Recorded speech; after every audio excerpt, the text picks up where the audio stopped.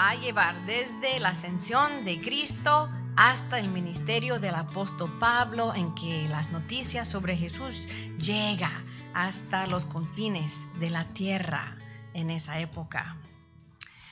Pues al leer los primeros capítulos de este libro de Hechos, yo siempre pensaba que gran momento era vivir en esos días, estar entre el pueblo de Dios, conociendo a Cristo y escuchando el mero testimonio de los apóstoles.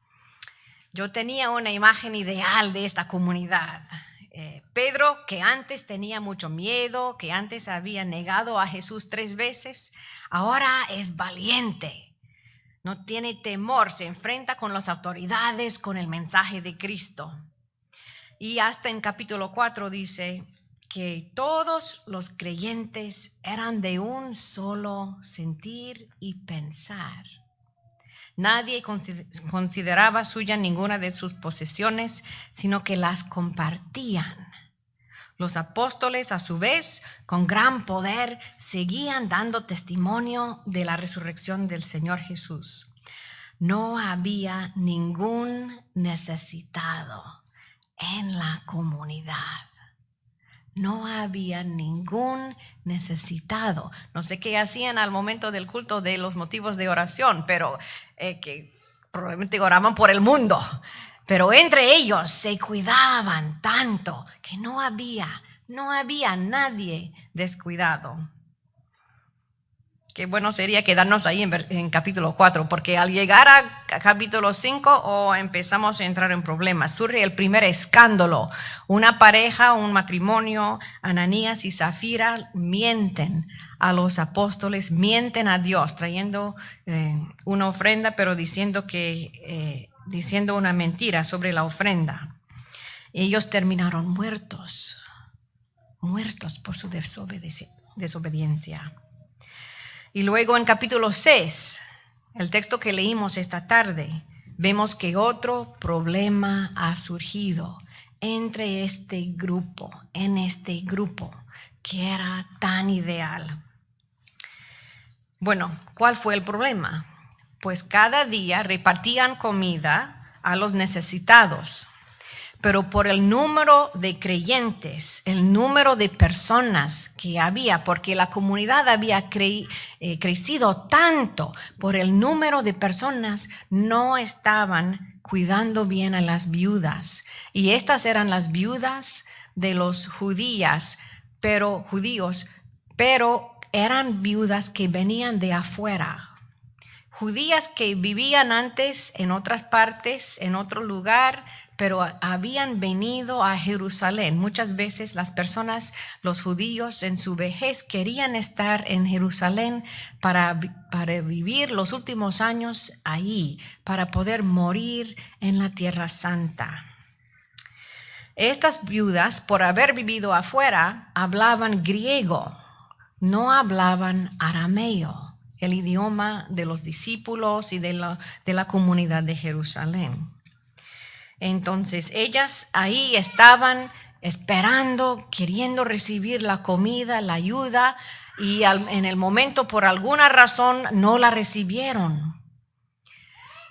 Y no podían comunicarse, no podían llamarles la atención porque los encargados hablaban arameo. No sé si jamás usted se ha encontrado en una situación en que quería comunicarse con la persona, pero la otra persona no hablaba español, hablaba otro idioma.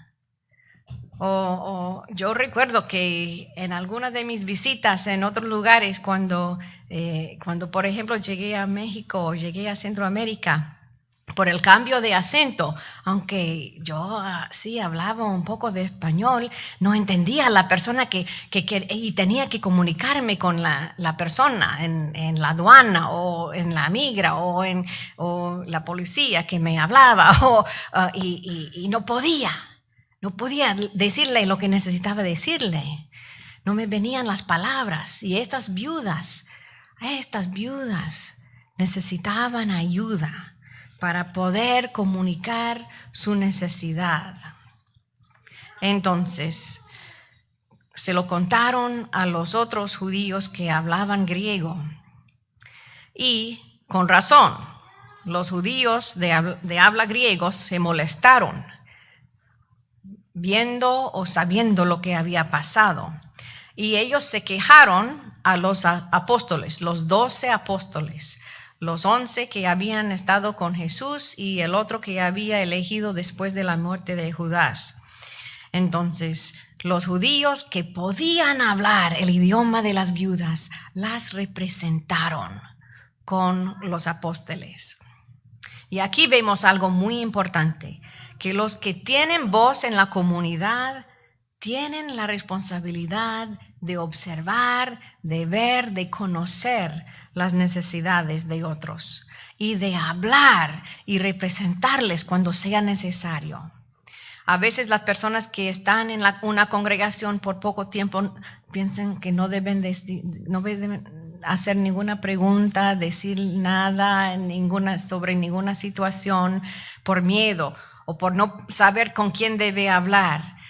Pero sí hay que hablar cuando hay un problema.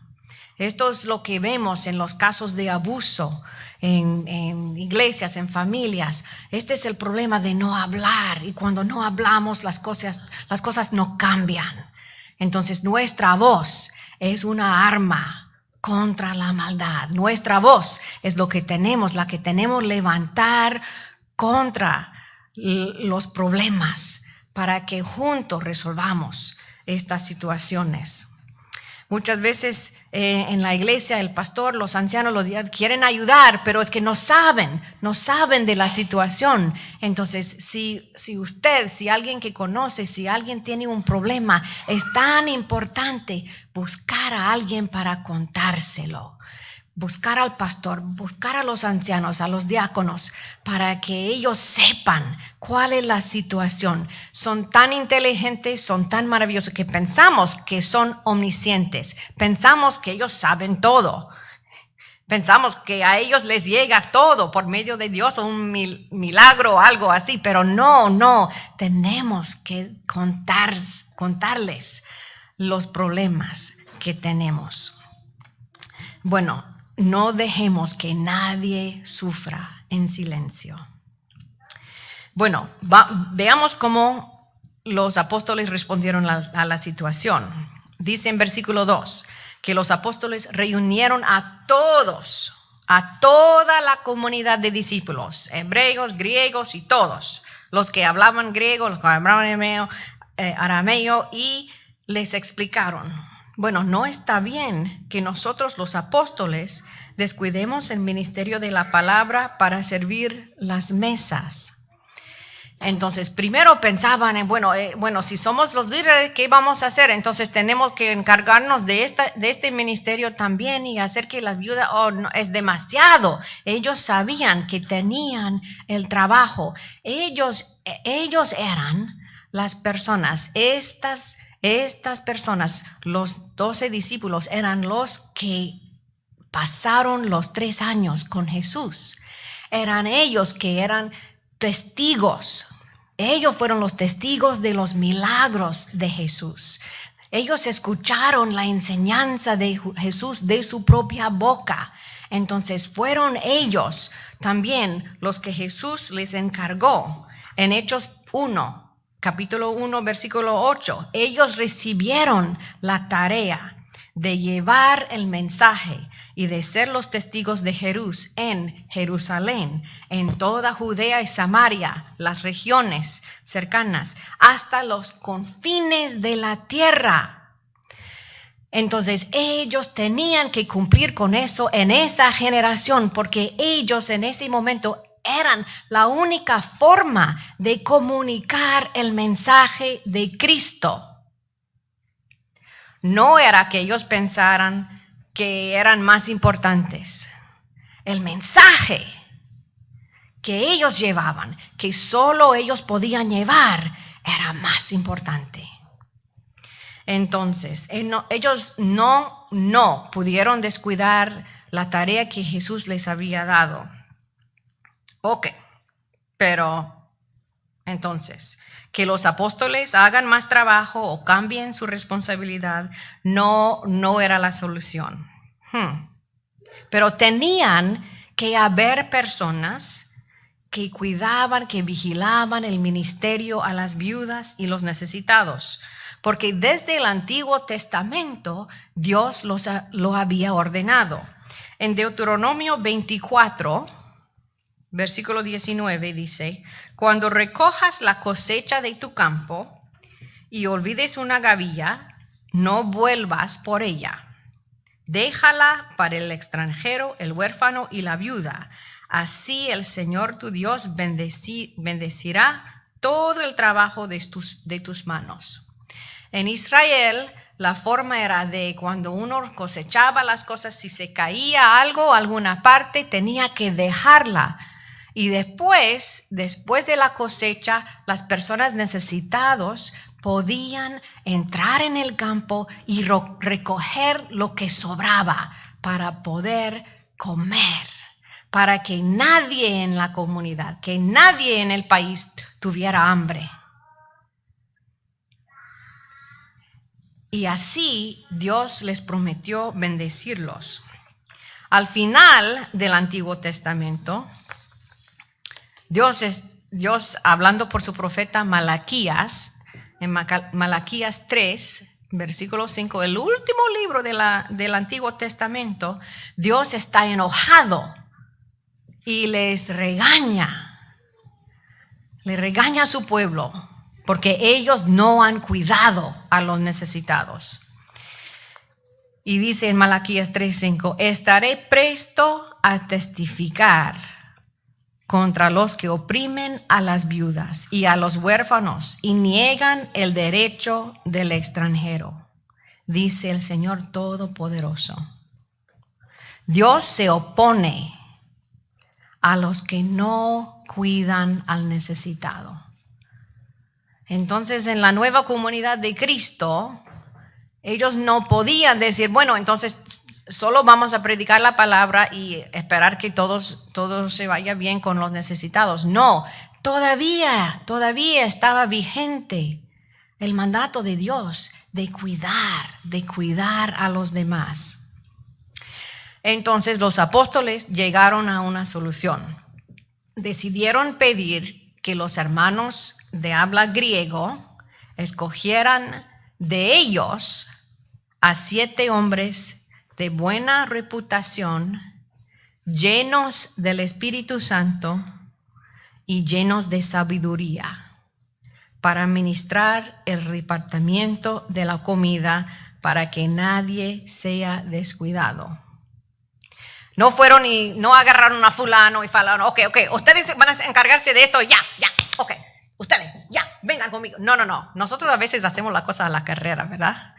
Que tenemos que hacer algo y yo, ok, no me importa que no sabes nada, ok, venga, conmigo. Ahí en la escuela, cuando tengo alguna necesidad, a veces agarro a un estudiante y le digo, ok, ven conmigo, tenemos que hacer. Y luego me doy cuenta, esta persona no sabe hacer esto. Este joven no le he entrenado suficientemente. Ok. Pero ellos con calma, buscando la dirección de Dios, tenían requisitos, buena reputación. Entonces querían tener alguien que tenía la confianza de las otras personas. Para que cuando tenían que decirle, bueno, hermano, usted tiene que esperar un ratito, que ellos sabían que la persona lo hacía de buen corazón, lo hacía con buena razón. Porque estas personas tendrían que decirle, hermano, usted tiene que esperar un momento, tenemos que atenderle a esta persona. Me imagino que en el banco de comida a veces nos encontramos con personas que son un poco, que a veces le falten la paciencia porque quieren o no quieren perder la oportunidad de tener algo. Entonces, las personas, los administradores, tenían que tener buena reputación, el respeto de las personas. Tenían que estar llenos del Espíritu Santo y llenos de sabiduría, porque tendrían que tomar decisiones, tendrían que hacer que ajuste la comida para todos, Tenían que arreglar situaciones. Es posible que en la cola para recibir la comida había algunas peleas y a veces tenían que entrar en eso para ayudarles a calmarse para que todos pudieran recibir lo que necesitaban. Es interesante que los requisitos no dijeron nada en cuanto a qué idioma tenían que hablar. El problema surgió por la diferencia de idioma. Pero en la solución, los que eran escogidos fueron los que eran de habla griego. Pero no les dijeron, ok, entonces ustedes tienen que estudiar arameo. No. Los requisitos eran requisitos de su carácter, de su relación con Dios, de su capacidad para tomar decisiones. Entonces ellos encontraron a 7 hombres. Seleccionaron a Esteban, Felipe, Prócoro, Nicanor, Timón, Parmenas y Nicolás. Y luego los apóstoles les instalaron oficialmente. Tomaron un momento en el culto, en la comunidad, los puso enfrente, les pusieron la mano, oraron por ellos en este ministerio, para que estos hombres tuvieran toda la autoridad necesaria, que nadie les podía decir, bueno, ¿quiénes los escogieron? ¿Quiénes son ustedes? ¿Cómo es que ustedes nos están dando instrucciones? No. Recibieron la aprobación y la autoridad de los apóstoles para poder hacer el ministerio que tenían. No pensemos que hay diferencia en el valor de las dos tareas, de los dos tipos de servicio. El ministerio a los necesitados y el ministerio de la palabra. La primera vez que leí el texto, yo pensaba que los apóstoles estaban hablando como, son tan importantes, no podemos servir las mesas, que no podemos pararnos para hacer eso, que venga. No, yo al principio yo pensaba eso, que sonaba un poco así. Pero es tan interesante que en griego, vamos al griego un momento, en griego se usa la misma palabra por los dos trabajos. La misma palabra describe en versículo 1 la diaconía. La diaconía, que quiere decir el ministerio o el servicio. La diaconía a las viudas, el ministerio a las viudas. Y luego en versículo 4 habla de la diaconía de la palabra.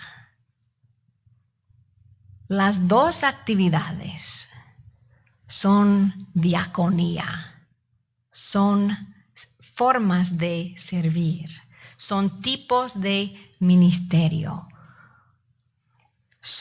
Los dos son importantes.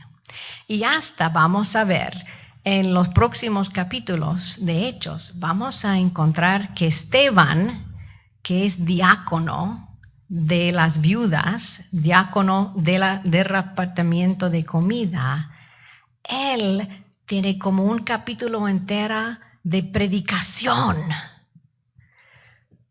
Cuando los oficiales quieren matarlo, él predica el mensaje de Cristo. Entonces, si quieren, esta semana pueden seguir leyendo el libro de Hechos para ver que este diácono que fue escogido para hacer el servicio de cuidar a los necesitados, también ejercía el ministerio de la palabra. Y Felipe también. Tan interesante que Felipe, en unos capítulos, los vamos a encontrar dirigido por el Espíritu Santo a una carreta con caballo, donde hay alguien de Etiopía, y este hombre importante de Etiopía, él le predica el evangelio. Entonces, no es que una persona va a dirigirse solamente hacia la palabra y otro solamente hacia los necesitados. No, estos ministerios funcionan juntos.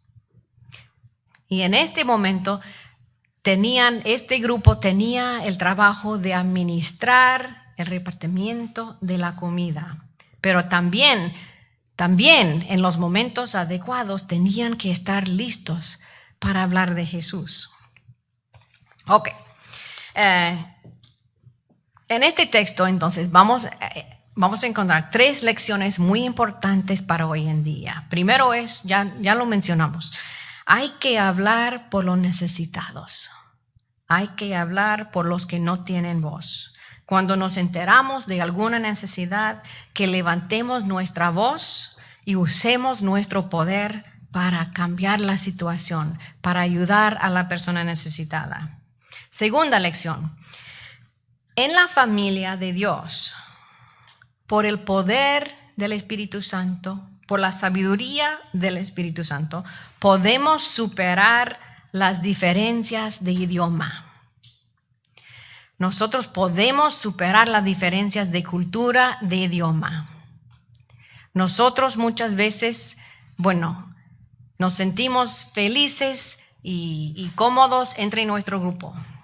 Pero para hablar con alguien que está de otro grupo, que es de otro grupo, o cuando nos encontremos con personas que son diferentes, a veces es difícil cruzar esa frontera personal, cultural. A veces con los cristianos. Cuando estamos hablando de la política, qué difícil es para mí sentir y expresar el amor de Cristo para un cristiano que esté al otro lado de los partidos políticos. Casi hablamos otro idioma, me digo a veces. Esas personas no me entienden. Esos hermanos en Cristo no saben lo que necesitan saber. Pero es el trabajo de la iglesia de esta generación buscar la forma de comunicarnos, de superar estas divisiones que existen. Y estos en el texto tomó tiempo unir a todo el grupo, tomó humildad aceptar que los apóstoles tenían que compartir el liderazgo, tomó sabiduría conocer y escoger a los líderes, pero así con humildad, con tiempo, con el poder del Espíritu Santo, con la sabiduría, así es como superamos las distinciones de cultura y de idioma. Y ese es un gran testimonio de la presencia de Cristo. Una cosa que siempre me ha llamado la atención es la relación entre la iglesia Durham y la iglesia Emmanuel. En los cultos unidos, el esfuerzo que hacemos para cantar juntos, para entendernos, para compartir lo que estamos haciendo en español y en inglés, para que todos nos entendamos, para que todos participemos alabándole a Dios.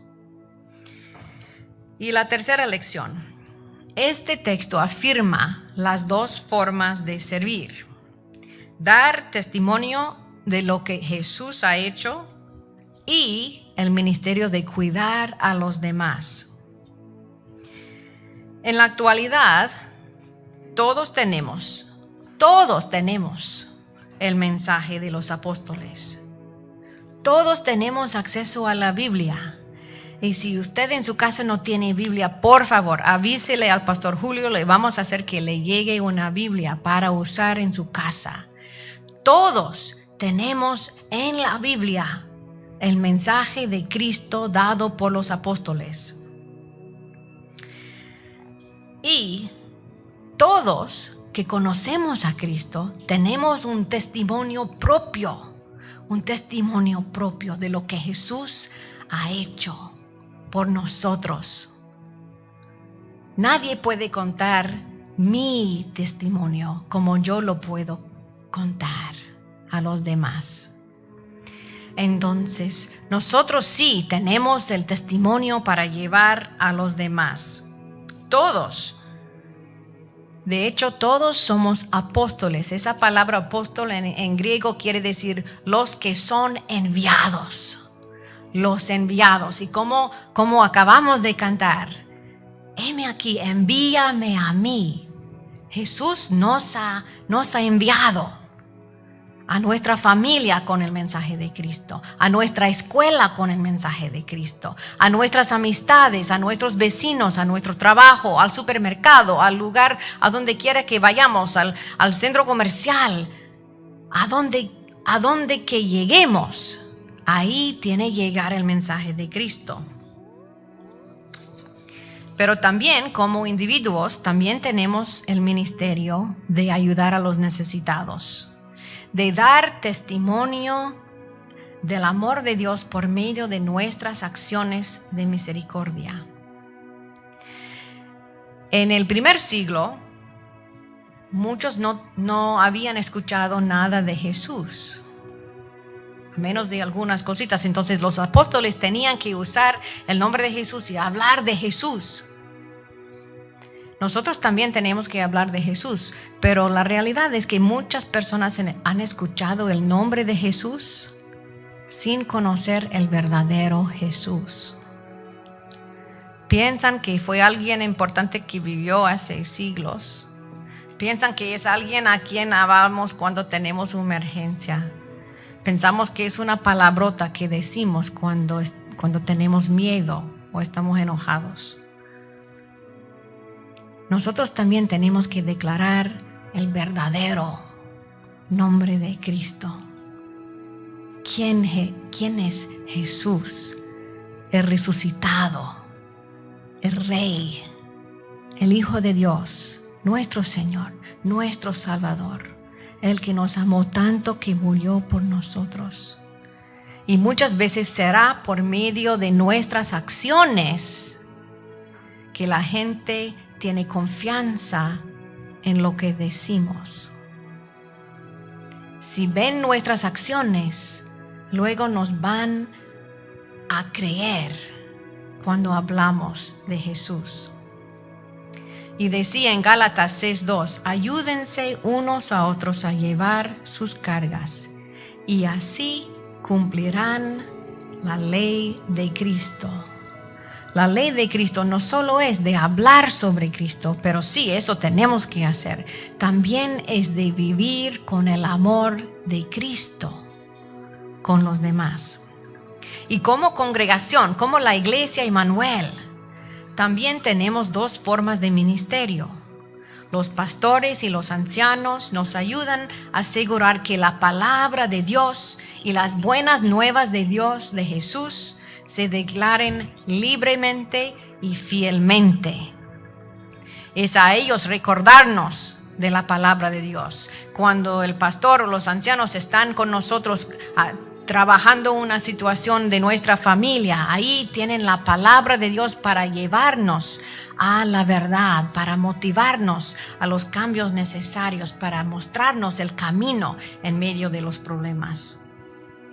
Y los diáconos nos ayudan a asegurar que los necesitados dentro de esta comunidad y también los que vienen de afuera, que tengan lo que necesitan, sea comida, amistad, consejo u otra cosa.